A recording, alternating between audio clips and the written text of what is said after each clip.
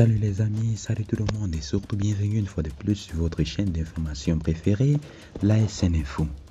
En effet, aujourd'hui mes chers amis, on se tape pour cette nouvelle partie d'information pour aller du côté de la sous-région ouest-africaine où nous avons la situation qui se complique de plus en plus pour l'Alliance des États du Sahel.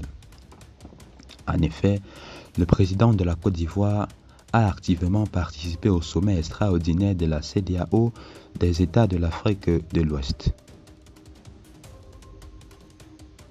Sur la situation sécuritaire et politique dans la sous-région qui s'est tenue le 24 février à Abuja, au Nigeria.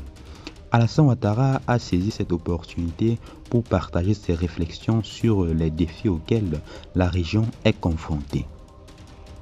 Cette conférence des chefs d'État et de gouvernement interviennent dans un moment de grande incertitude au sein de la communauté, a rappelé le président ivoirien dès le début de son allocution. En effet, notre région est confrontée à une situation sécuritaire et humaine préoccupante au Sahel et au-delà, ainsi qu'à une grave remise en cause de notre modèle d'unité et d'intégration économique et politique. À la suite bien sûr de la démarche de retrait de la CEDEAO, du Mali, du Burkina et du Niger, a déclaré Alassane Ouattara.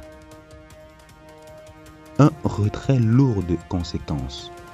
Le dirigeant a évoqué les circonstances entourant, selon lui, le retrait des trois pays, mettant bien sûr la lumière le départ bien sûr forcé des forces internationales, la sortie bien sûr des accords de paix, le retrait dans la mise en œuvre des chronogrammes de retour à l'ordre constitutionnel et à la création de l'Alliance des États du Sahel.